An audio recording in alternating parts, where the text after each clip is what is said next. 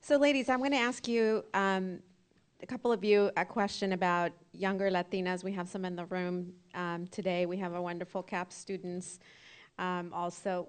What advice do you give young Latinas in starting, now to create wealth? Which one of us do you want to answer? I can Jump start. in.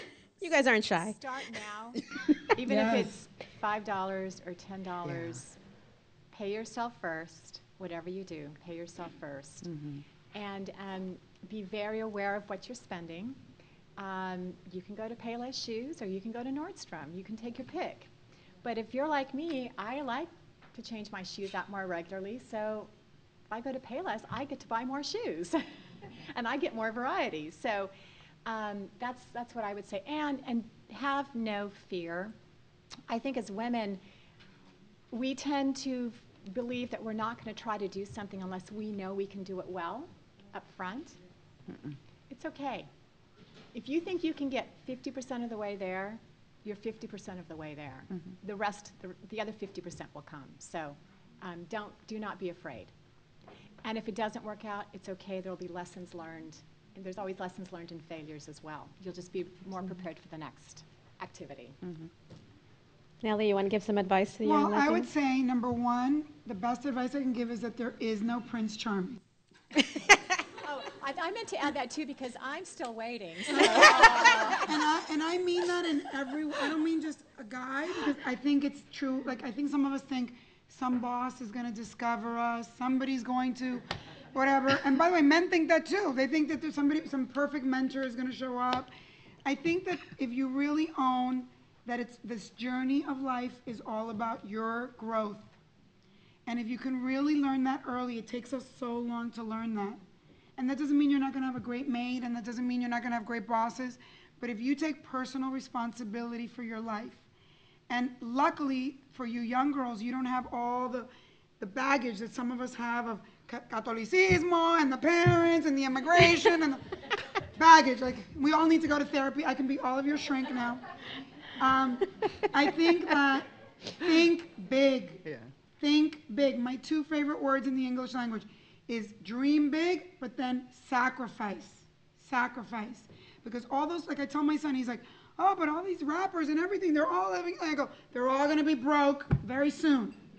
Because they don't understand that you don't make the same amount of money the whole way through in your life. You have to sacrifice, live beneath your means for a while. No te importe lo que diga la gente. And know that in the end you're going to have the last laugh. You will. And so use your money wisely and educate yourself, because that's the most important thing. Yeah. I would say build the habit of savings. I mean, just build the habit. It's something that you need to build. We're not born with that, okay? So you need to build that habit and start early. I mean, if you invest $1,000, okay, in an account and $100 every single month at the age of 20, okay, by the time that you get to 60, that will be worth about $280,000. Okay? By the time that you get to 70, if you still work, that will go up to over $500,000. That's it. Now, can we afford $100? Okay, I call this the how many of you love to go to Starbucks? Come on. Okay, it's the Starbucks rule. You spend $130 to $150 in Starbucks money every single month if you just have one cup a day. Okay, I look at all these people and I always laugh. Now, I don't drink coffee, so I can say that, right? I don't like coffee. But I look at them and I'm thinking, do they know, okay, that that's $500,000 cup? It's a $500,000 cup. I think that's so Because well how put. much money they would have had if they didn't spend that money on that Starbucks. And there's coffee that is just as good, okay? So build that habit of saving money. If you do have a 401k, oh my God, that is such a waste if you're not participating. And don't, start, everybody says, start, little. That's fine, start little. I would say, go for the max, okay? You're not gonna feel it. Trust me. You put the max that the company is going to match you, more if you can, but at least that. And then I guarantee you that you're not going to know the difference because it is pre-tax. therefore it's growing. That's an absolute must. But And you know then what's funny? When you're young, you think, oh my God, I'm so young. I have so much time to do it. You don't. And you're Yeah. wasting the years that the money can grow the most, right? Exactly, exactly. And then, get somebody that is going to be your financial advisor early.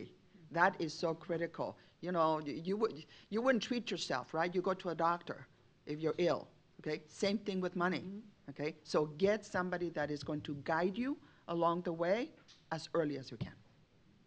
Fantastic. So I agree with everything that was said here, so I'm not going to reiterate, but I absolutely agree with what each one of you have said.